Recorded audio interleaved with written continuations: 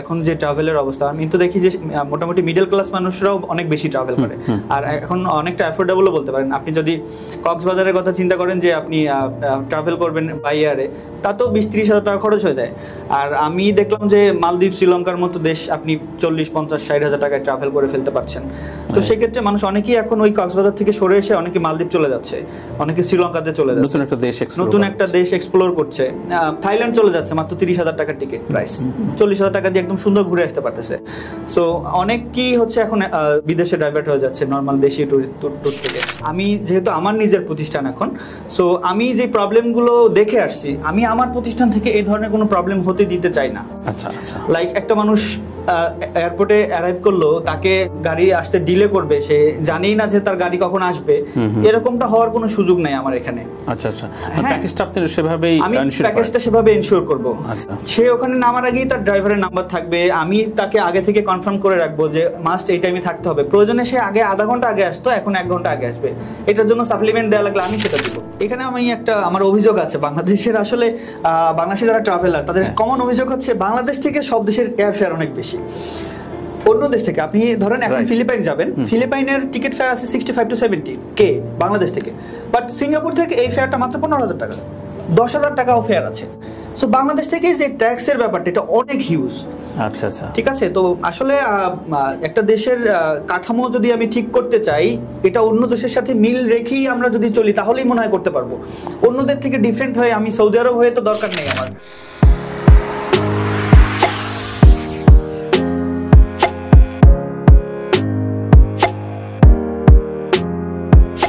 আজ কথা বলবো ট্রিপোলজির অন্যতম কর্ণধার আবু বকর সিদ্দিকীর সাথে। স্বাগতম, আমি তানভীর তারেক। নিজের কি ভ্রমণ নেশা থেকে এই ট্রেডে আসা, ক্যারিয়ারের আসার গল্পটা যদি ছোট করে একটু বলেন। আপনাকে অনেক ধন্যবাদ আমাকে এখানে আমন্ত্রণ জানানোর জন্য। প্রথমে কেরিয়ারের শুরুটা আমার ট্রাভেল ইন্ডাস্ট্রি থেকেই হয়েছে।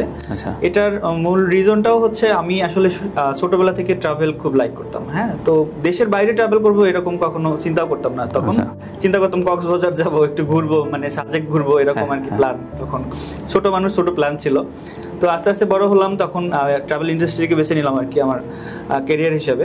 এরপর থেকে আমি বেশ কিছু কান্ট্রি ট্রাভেলও করেছি, থাইল্যান্ড, মালয়েশিয়া, সিঙ্গাপুর, এরকম কিছু কান্ট্রি ট্রাভেল করেছি। তারপর থেকে আমার একটু এই দেশের বাইরে ট্রাভেল করার একটু শখ বেড়ে গেল আর কি। মানে এর আগে ছিল না যদিও, বাট তখন থেকে একটু মানে আমার একটু নেশা হলো আর কি, যে আমি একটু তাহলে অন্য অন্য কান্ট্রিগুলো কেন নয়, যেমন ইন্দোনেশিয়া, ফিলিপাইন, ইউকে, ইউএসএ, এইসব কান্ট্রি ট্রাভেল করারও তখন ইচ্ছে তৈরি হলো আর কি।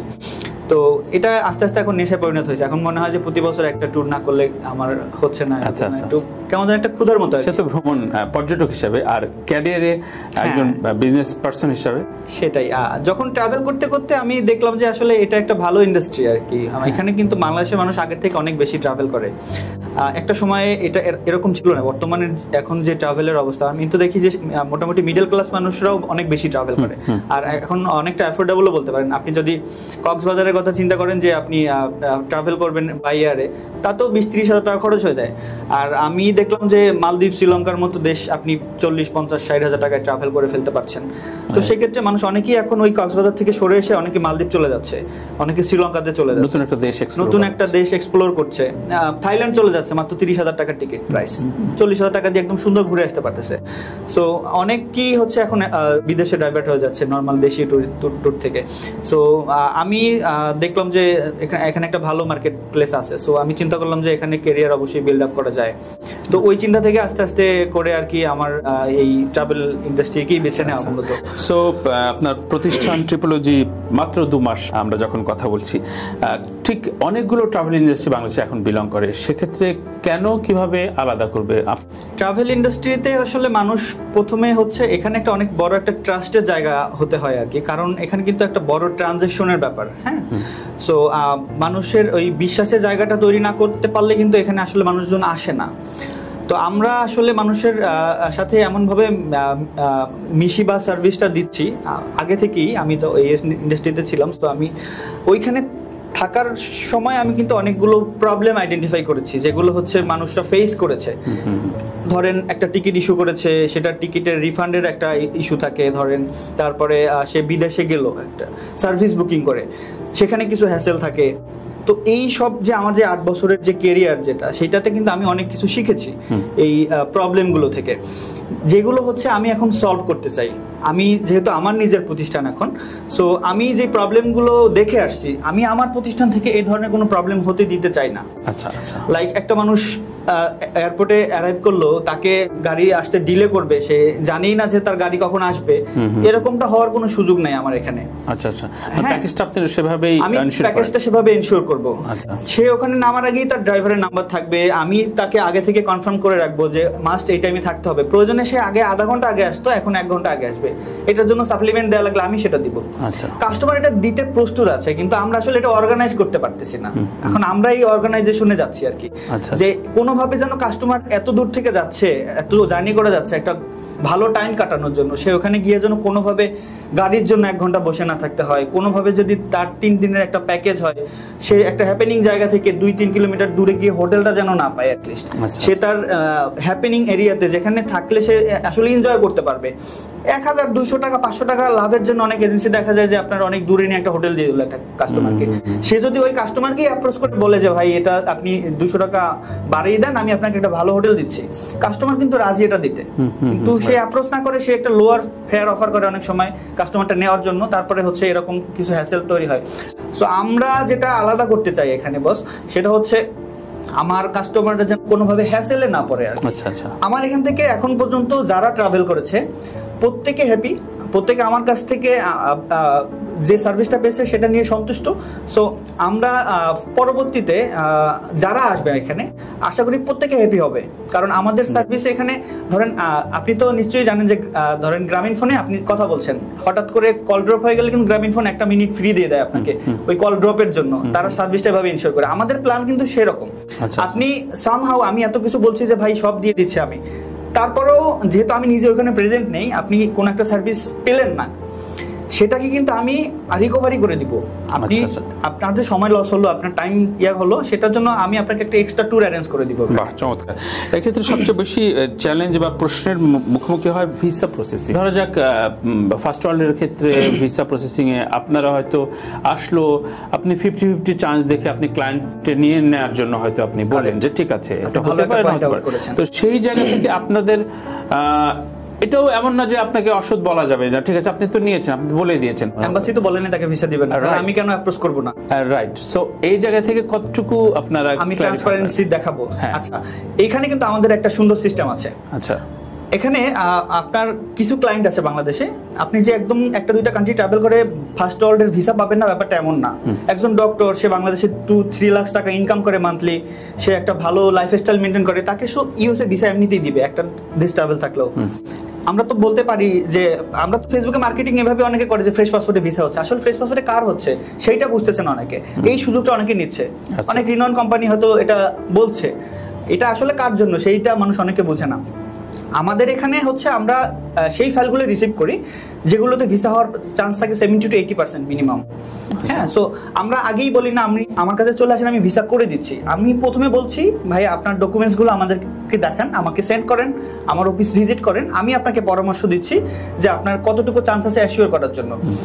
এরপরও কিছু ক্লায়েন্ট কিন্তু থাকে যে তার 50-50 চান্স, তারপরেও বলে যে ভাই আপনি একটু অ্যাপ্লাই করে দেখেন, আমি আমার লাখটা ট্রাই করি, তারাই বলে তারটাই আমি হয়তো করবো, বাট আদার্স কাউকে আমি বলবো না যে এটা আপনার জন্য 80% চান্স, যার 40% চান্স থাকবে। আচ্ছা আচ্ছা। হ্যাঁ, আমি তাকে গাইড করবো যে বস আপনার হচ্ছে ট্রাভেল হিস্ট্রি ভালো আছে এখন পর্যন্ত, বাট এটা আপনার এই ইউরোপের জন্য, এই দেশের জন্য এনাফ না, আপনি আরো 2টা দেশ ট্রাভেল করেন, ব্যাংক স্টেটমেন্ট আপনার যেটা আছে এটা দিয়ে অ্যাপ্লাই করলে আপনার রিজেকশনের চান্স আছে, আপনি আর একটু ভালো ট্রানজাকশন করেন, তারপরে আসেন। আপনি আমার কাছে আসেন, অন্য কারো কাছে আসেন, সমস্যা নেই, বাট আমরা চাই না কোনো ফাইল আমার হাত হয়ে এমনিতে আমাদের মাধ্যমে রিজেক্ট হয়ে যাক, আমি চাই সবার একটা ভালো রিভিউ আসুক। আবু বকর সিদ্দিক, আপনার পার্টনার ইমতিয়াজ বলে গেলেন যে তার ক্যারিয়ারে 80% সাকসেস রেট আছে, আপনার সাকসেস রেট, আপনার এক্সপিরিয়েন্সটা শুনতে চাই। ইমতিয়াজ ভাই যেটা বলেছে এটা কারেক্টই বলেছে, আমি বলবো এটা উনি ওনার কোন দিক থেকে বলেছে আমি বলি। কিছু আমি একটু আগে যেটা বললাম যে কিছু লোক আছে যে 50% চান্স আছে, তারপরও সে নিজে থেকে এসে বলে যে ভাই আপনি ট্রাই করেন। আচ্ছা, ওইটা কিন্তু আমি ইমতিয়াজ ভাইয়ের গেস্ট বলবো না, ওইটা বলবো আমি ডিফারেন্ট। কিন্তু ইমতিয়াজ ভাই যাদেরকে বলে যে আপনার চান্সেস আছে 90% বা 80%, তাদের কিন্তু ভিসা হয় 90%। তো উনি ওই জায়গাটা হয়তো কোট করেছে, ঠিক আছে। কিন্তু এর বাইরেও কিছু ফাইল কিন্তু আমাদের প্রসেস করতেই হয় কাস্টমারের রিকোয়েস্টে, সেটা হয়তো আমরা করি। বাট আমরা কিন্তু তাদেরকে জানাই যে ব্যাপারটা স্যার এরকম যে আপনার ট্রাভেল হিস্ট্রি একটু ভালো হলে কিন্তু আপনার ভিসার রেশিওটা ভালো হতো। তো কাস্টমারের রিকোয়েস্টে তখন আমাকে প্রসেস করতে হয়। আচ্ছা আচ্ছা আচ্ছা, এই হচ্ছে ব্যাপার। সিদ্দিক, আমরা খুব সহসা সম্প্রতি ফ্লাইট এক্সপার্ট মেবি তাদের স্ক্যামের গল্প শুনি। এমন না যে স্ক্যামটা প্রথম, এর আগেও বাংলাদেশে অনেক ট্রাভেল এজেন্সি এই ধরনের স্ক্যাম করে গিয়েছেন। তো এই জায়গা থেকে আসলে অনেক, এমন না যে খুবই অশিক্ষিত কিছু ক্লায়েন্টদের নিয়ে তাদের অনেক স্টুডেন্ট আছে, অনেক ফ্যামিলি আছে, তারাও প্রতারণার শিকার হয়েছেন। কি থেকে বুঝবে আসলে যে না ঠিক আছে আমার অ্যালার্ট থাকা উচিত, আমি এই জায়গাটায় ফাঁদে পা দেব না? এটা কিভাবে বোঝা যায়? ট্রিপোলজি কিভাবে বলবে? আমি এই জায়গাটাতে একটু কাস্টমারকে সতর্ক করতে চাই। দেখেন, এয়ারলাইন্স হচ্ছে আপনাকে একটা নির্দিষ্ট এয়ারফেয়ার অফার করে। আমি আপনাকে সেখান থেকে সর্বোচ্চ ডিসকাউন্ট করতে পারি কতটুকু? আমাকে এয়ারলাইন 7% কমিশন দেয়, আমি আপনাকে খুশি হয়ে ভাই 2% ছেড়ে দিতে পারি। এখন আপনি এটাতেও যদি খুশি না হয়ে আপনি 10% কমিশন খুঁজতে যান, এটা তো ঠিক হবে না। এই লোভে পড়া যাবে না বেসিক্যালি। হ্যাঁ, কারণ কারো ক্ষমতা নাই এয়ারলাইন্সের বাইরে গিয়ে কাউকে ডিসকাউন্ট দেয়া। কখন দিবে একটা মানুষ? যখন হচ্ছে সে আপনার টাকাটাকে রিজার্ভ করা শুরু করবে। আচ্ছা আচ্ছা, কিছু অনলাইন পোর্টাল আছে, আপনি দেখবেন আমরা একটা প্রাইস অফার করি, কাস্টমার সে আমার থেকে না নিয়ে সে ওইখানে কমে পাচ্ছে, সেটাতে নিচ্ছে। এটা সে চিনুক বা নাই চিনুক, ওই অফার দেখে নিয়ে নিচ্ছে। আমি কিন্তু কখনো আমার অফারের বাইরে গিয়ে এয়ারলাইন্স আমাকে যতটুকু নির্ধারণ করে দিয়েছে এর বাইরে কিন্তু অফার দিতে পারি না। কিন্তু আলটিমেটলি ওরা দিচ্ছে কেন?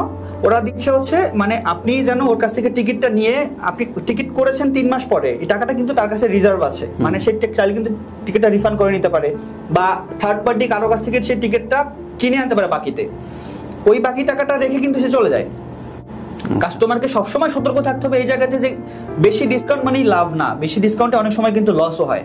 এই লস কিন্তু মানুষ দেখেছে লাস্ট 2-3টা স্ক্যাম। যারা ট্রাভেল আপনি কি অনলাইনে পারচেজ করাটাকে এনকারেজ করছেন না?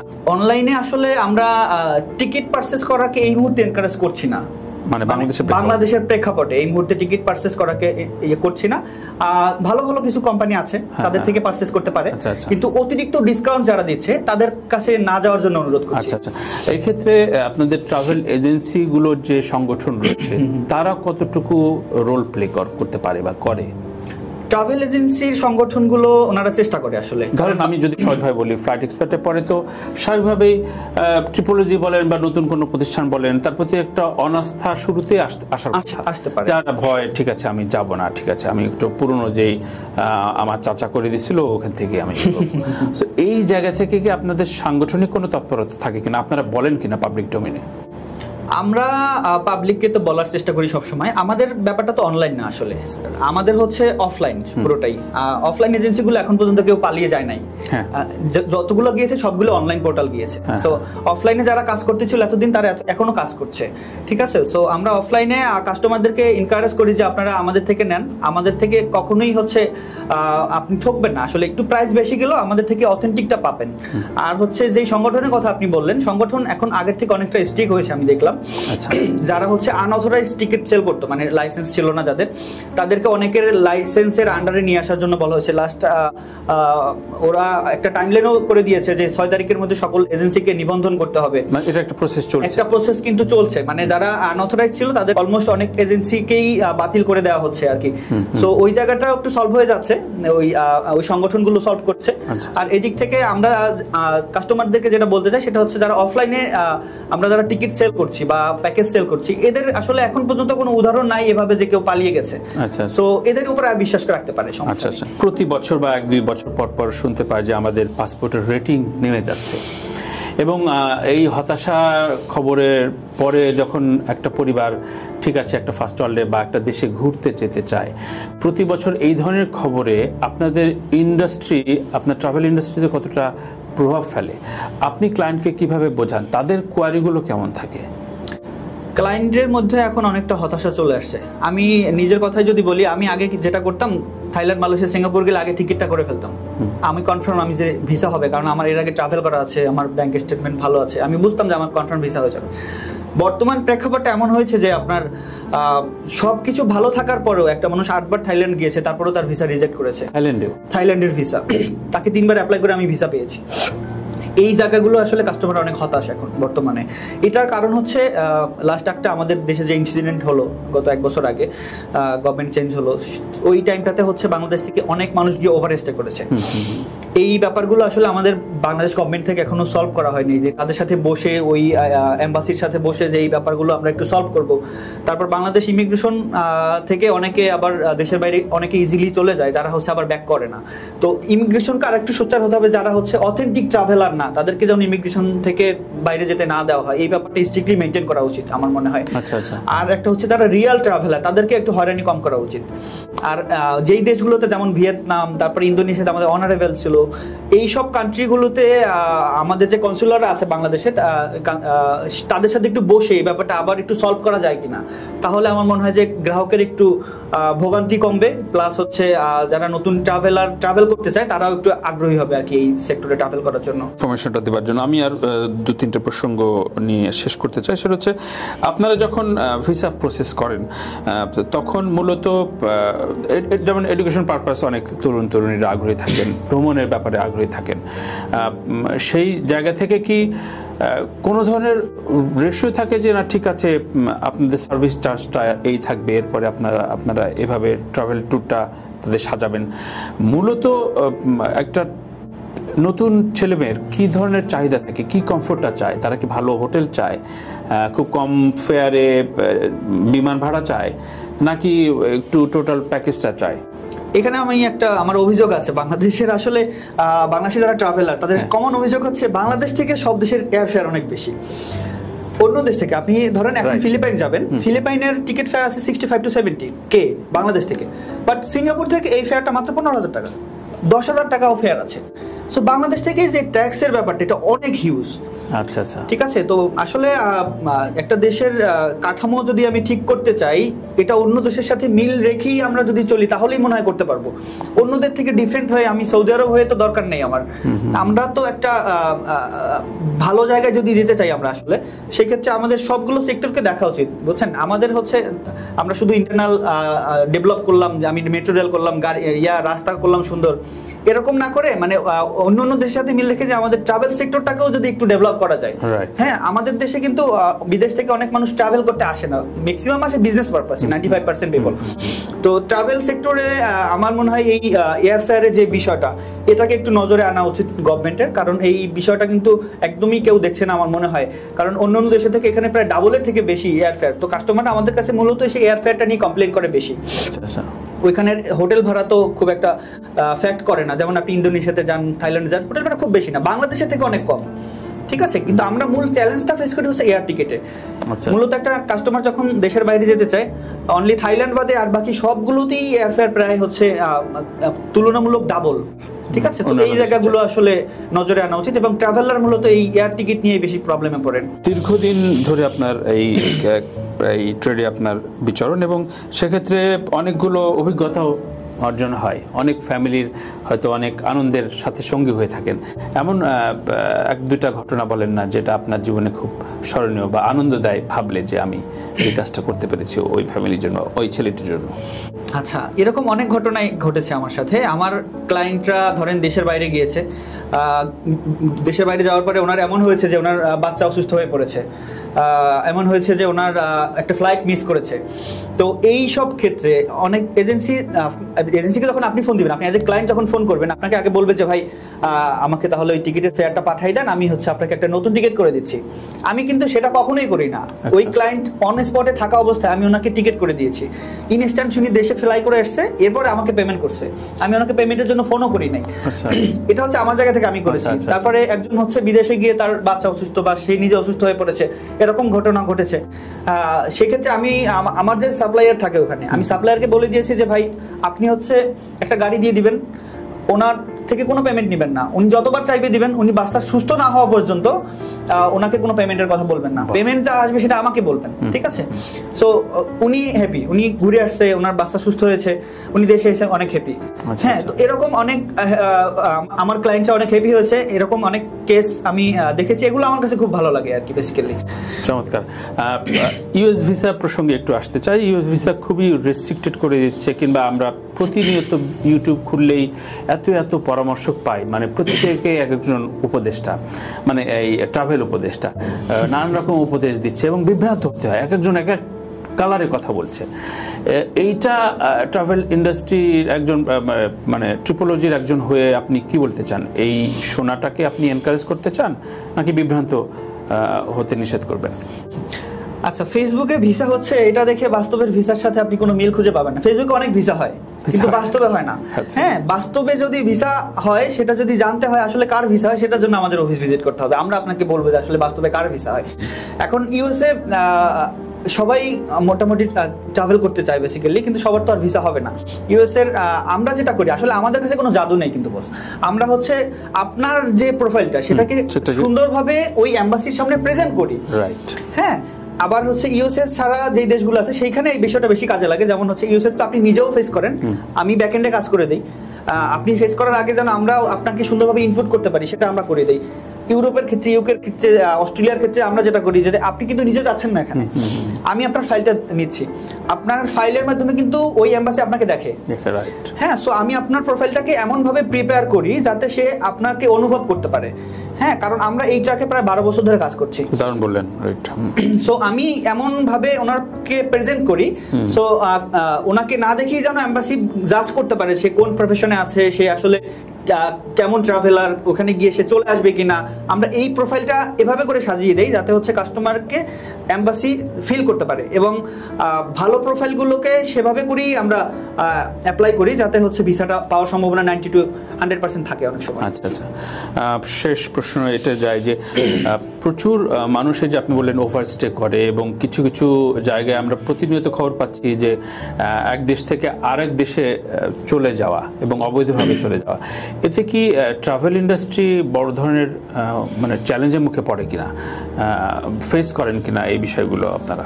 এটা একটা ভালো প্রশ্ন করেছেন। দেখেন, বর্তমানে এই যে এক দেশ থেকে আরেক দেশে চলে যাওয়া, ধরেন কোনো একটা ক্লায়েন্টের হচ্ছে আপনার মালয়েশিয়া ভিসা হলো না, সে কি করবে, কোনোভাবে থাইল্যান্ডের ভিসাটা নিয়ে সে বাই রোডে মালয়েশিয়া চলে যাবে, কেউ মালয়েশিয়া থেকে ইউএসএ পর্যন্ত চলে যাচ্ছে। এটাতে আসলে যেই সমস্যাটা হচ্ছে ট্রাভেল ইন্ডাস্ট্রির মূলত এই যে আপনার ভিসা জটিলতাটা, এটা আমি অ্যাজ এ নর্মাল ট্যুরিস্ট হিসাবে আমি ওই ট্রাভেলারের জন্য কিন্তু আমি হ্যাসেলে পড়তেছি। হ্যাঁ, উনি চলে যাচ্ছে ওনার মতো করে, উনি পার হয়ে গেল ঠিকই, কিন্তু আমি নর্মাল ট্যুরিস্ট হিসাবে অ্যাপ্লাই করলে কখন আমি ভিসা পাচ্ছি না। ঠিক আছে, পরবর্তী অনেকজনের প্রতি অনেকভাবে বিপদের মধ্যে, অনেকভাবে বিপদে পড়ে, যত ভালো প্রোফাইলই হোক না কেন, ওনাদের মধ্যে একটা অ্যাগ্রেসিভ ভাব থাকে। হ্যাঁ, আমাদের পাসপোর্ট দেখলে এমন একটা মানুষ, সবাই একটা আমাদের ফেসবুকে লেখে আর কি, যে বাংলাদেশের পাসপোর্ট দেখলে সম্মান দিয়ে আলাদা রুমে নিয়ে যায় সবাইকে। এই সম্মানটা আসলে শুধুমাত্র বাংলাদেশের জন্য, বুঝছেন। অন্যান্য অনেক দেশের হচ্ছে ভিসা অনারেবল, আপনি দুবাইয়ের কথা বললেন, দুবাইয়ের কিছুদিন আগেও হচ্ছে ইন্ডিয়া থেকে ভিসা অনারেবল ছিল, মিয়ানমারের মতো একটা দেশ, সেখানেও আপনার ওই মালয়েশিয়ান অনারেবল ভিসা ওদেরকে দিচ্ছে, এরকম হয়। সো বাংলাদেশের ক্ষেত্রে যাদের অনারেবল ছিল যেসব দেশে, সেই সব ভিসাগুলো বন্ধ হয়ে গেছে, এই শুধু ওভারস্টে, তারপর হচ্ছে এক দেশ থেকে আরেক দেশে চলে যাওয়া, এই সব কারণে। থ্যাংক ইউ সিদ্দিক, আমরা নিশ্চয়ই আরো একটা সিটিংয়ে আরো বিশদভাবে আলোচনা করব, কিন্তু আমি সর্বশেষ ট্রিপোলজির পক্ষ থেকে একটু এখনকার যারা ট্যুরিস্ট বা এডুকেশন পারপাস যেতে চাচ্ছেন তাদের উদ্দেশ্যে একটা পরামর্শমূলক কিছু একটা বলবেন আপনার দর্শকদের উদ্দেশ্যে এই ক্যামেরায় প্লিজ। ট্রিপোলজিতে আপনারা কেন আসবেন আমি সেটা যদি একটু বলতে চাই, অন্য এজেন্সি থেকে আমরা কেন ডিফারেন্ট। ট্রিপোলজি মূলত একটা তরুণদের প্রতিষ্ঠান। আপনারা যারা হচ্ছে নতুন ট্রাভেল করবেন বা আগে থেকে ট্রাভেল করেন, তাদের উদ্দেশ্যে বলবো যে আপনারা হচ্ছে শুধু আমার কথা শুনে আসবেন এমনটা না, আপনারা আমাদের অফিস ভিজিট করেন, আপনারা আমাদের সাথে সরাসরি এসে কথা বলেন। আপনারা ইউকে, ইউএসএ, কানাডা, অস্ট্রেলিয়া অথবা আমাদের যে এশিয়ান কান্ট্রিজগুলো আছে, সেই যেখানেই আপনারা ট্রাভেল করতে চান, আমরা travel related A to Z solution আপনাকে দিতে পারবো। মানে হচ্ছে ব্যাপারটা এমন না যে আপনারা হচ্ছে শুধু ভিসার জন্য আসলেন, আরেক জায়গা থেকে টিকিট নিতে হবে বা প্যাকেজ নিতে হবে। ট্যুর রিলেটেড যত সার্ভিস আছে আমরা সব কিছুই প্রোভাইড করি, এবং হচ্ছে এটা আপনার নিডস অনুযায়ী। আর হচ্ছে আমাদের সম্পর্কে আরও বিস্তারিত জানতে হচ্ছে আমাদের অফিস ভিজিট করতে হবে, এবং আমাদের কাছে এসে সরাসরি আপনার সব প্রবলেমগুলো যদি আমাকে শেয়ার করেন, আমরা আপনার একটা বেটার গাইডলাইন দিতে পারবো ইনশাল্লাহ। আর সব থেকে ভালো হয় যে আপনি হচ্ছে আমাদের যে ফেসবুক পেজটা আছে ট্রিপোলজি, এখানে একটা ফেসবুকে ঢুকে একটা লাইক ফলো করে রাখতে পারেন, তাতে করে হচ্ছে আপনি আমাদের নেক্সট আপডেটগুলো পেয়ে যাবেন। ঠিক আছে, আমরা নিজেরা যে নাম্বার ওয়ান আমি সেটা বলবো না, আমরা আপনাদের মুখ থেকে এটা শুনতে চাই। আপনারা সার্ভিস নেন আমাদের থেকে, ইনশাল্লাহ ভালো একটা সার্ভিস আমাদের থেকে পাবেন। থ্যাংক ইউ, আসসালামু আলাইকুম।